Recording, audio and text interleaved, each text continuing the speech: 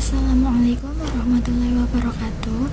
Saya Retno Pujastrini. Saya di sini akan memberikan tutorial bagaimana cara menjalankan rumus pada Excel. Microsoft Excel adalah aplikasi yang sudah sangat familiar digunakan untuk pengolahan data. Nah, Microsoft Excel ini sendiri mempunyai banyak sekali rumus yang fungsinya pun berbeda-beda. Kali ini saya akan membahas bagaimana cara menjalankan rumus pada Excel. Tapi di sini saya hanya membahas 7 rumus. 7 rumus itu adalah sum, count, average, min, max, VLOOKUP, HLOOKUP, dan tanggal otomatis. Nah, agar lebih mudah dipahami, maka di sini saya akan membahasnya satu persatu. Silakan teman-teman bisa disimak ya. Untuk rumus yang pertama adalah sum. Sum adalah rumus untuk menjumlahkan data dalam sebuah range. Rumus sum ini rumus yang paling sering digunakan. Untuk menjalankan fungsi ini yaitu dengan cara sama dengan sum, kemudian kita plot range yang akan kita jumlahkan, enter. Nah, sudah terlihat hasilnya. Rumus ini adalah rumus yang paling mudah digunakan dalam Excel. Nah, untuk rumus yang kedua ada count. Count ini hampir mirip dengan sum. Perbedaannya, sum digunakan untuk menjumlahkan data, sedangkan count ini untuk menghitung banyaknya data pada sebuah range. Misalnya, untuk menghitung banyaknya mahasiswa dalam data tersebut. Untuk menjalankan fungsi ini dengan cara sama dengan count, kemudian kita blok range yang akan kita cari berapa banyaknya mahasiswa, enter. Nah, sudah ketemu 8. Jadi banyaknya mahasiswa dalam data tersebut ada 8. Selanjutnya, untuk rumus yang ketiga ada average. Average ini adalah rumus untuk mendapatkan rata-rata nilai pada data. Average dapat dijalankan dengan cara sama dengan average, kemudian kita blok range yang akan kita cari nilai rata-ratanya. Nah, ini kebetulan sudah dalam bentuk bilangan bulat. Jika teman-teman menginginkan bentuk desimal, maka bisa diubah dengan menjadikannya ke dalam bentuk desimal seperti ini. Nah, begitu. Untuk rumus yang selanjutnya yaitu ada min. Min ini digunakan untuk mencari nilai minimal pada sebuah data. Caranya yaitu dengan cara sama dengan min, kemudian kita blok lagi range yang akan kita cari nilai terendahnya. Nah, sudah ketemu. Selanjutnya ada rumus max. Max merupakan kebalikan dari fungsi min. Jika fungsi min digunakan untuk mencari nilai terendah, maka max digunakan untuk mencari nilai tertinggi. Cara menjalankan fungsi max ini yaitu dengan cara sama dengan max, kemudian kita blok range yang akan kita cari nilai tertingginya. Nah, sudah ketemu. 89 ini merupakan nilai tertinggi pada data ini. Nah, untuk rumus selanjutnya yaitu ada VLOOKUP dan HLOOKUP. VLOOKUP dan HLOOKUP ini merupakan fungsi lookup atau fungsi yang mengambil data pada tabel lain berdasarkan kata kunci yang telah ditentukan. Perbedaannya, VLOOKUP mengambil data secara vertikal, sedangkan HLOOKUP mengambil data secara horizontal. Nah, di sini sudah ada tabel bantu untuk VLOOKUP dan ini tabel bantu untuk HLOOKUP. Untuk yang pertama kita akan menjalankan fungsi VLOOKUP, yaitu dengan cara sama dengan VLOOKUP,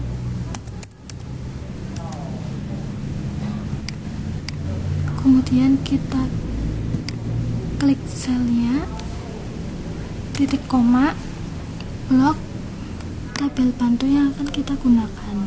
Cukup datanya saja, headernya tidak perlu. Jangan lupa lupa untuk dikunci datanya. Dikunci dengan cara menekan F4.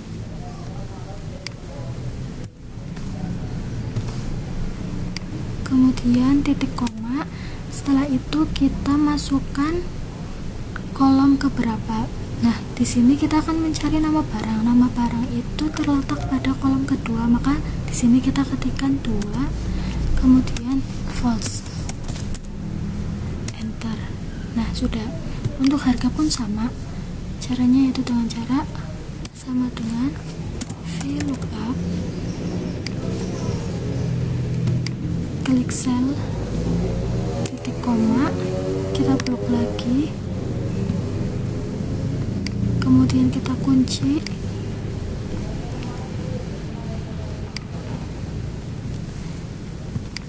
titik koma. Nah, di sini kita mencari harga. Harga terletak pada kolom ketiga, maka kita ketikkan 3, titik koma, kemudian false. Cara sama dengan VLOOKUP,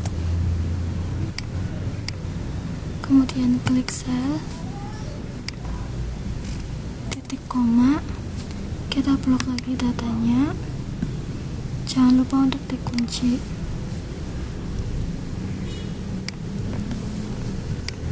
Titik koma, satuan ini terletak pada kolom keempat, maka kita ketikkan 4, titik koma, false. Enter. Nah, untuk selanjutnya kita tidak perlu mencarinya satu persatu, kita tinggal mengkopinya saja. Nah, sudah selesai. Nah, ini jika kode barangnya diganti 103, maka datanya pun akan ikut berganti seperti ini. Nah, selanjutnya kita akan menjalankan fungsi HLOOKUP. Sama seperti VLOOKUP, sama dengan HLOOKUP, kemudian kita klik titik koma, kita blok data yang akan kita gunakan, jangan lupa dikunci.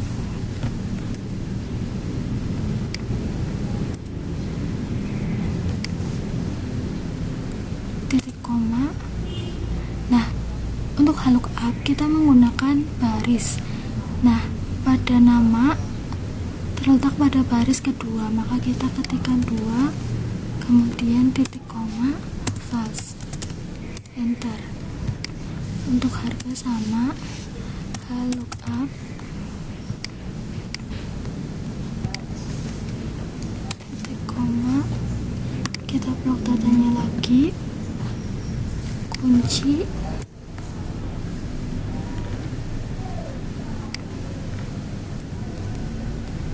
titik koma. Nah, untuk harga ini terletak pada baris ketiga, maka kita ketikkan 3, titik koma, false. Enter. Satuan HLOOKUP, klik, kemudian kita blok, kunci datanya,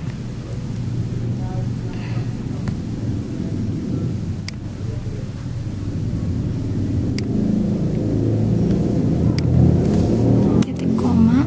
Satuan ini terletak pada baris keempat, maka kita ketikkan 4, titik koma, false. Enter. Seperti biasa, kita hanya tinggal mengkopinya saja. Nah, sudah selesai. Nah, untuk rumus yang terakhir ada tanggal otomatis. Tanggal otomatis ini ada date, today, now, month, day, year. Untuk date yaitu dengan cara sama dengan date. Di sini ada year, kita masukkan year, misal 2019, titik koma, month, 12, titik koma, 30. Enter. Nah, sebetulnya jika kita menuliskan dengan format seperti ini, maka itu otomatis sudah menjadi tanggal. Tetapi sebenarnya pada Excel ada fungsi khusus untuk penulisan tanggal. Nah, kemudian ada today. Today di sini dijalankan dengan cara sama dengan today kurung buka kemudian kurung tutup. Nah, sudah. Today adalah menampilkan tanggal sekarang atau tanggal hari ini. Kemudian ada now. Now sama dengan now, sama seperti today, tutup kurung buka dan kurung tutup enter. Nah, bedanya untuk now ini terdapat tanggal, jadi dalam now itu ditampilkan tanggalnya juga. Kemudian month sama dengan month kurung buka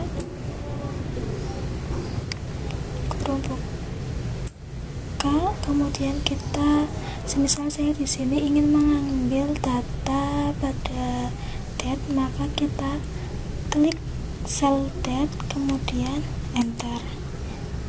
Day sama dengan day,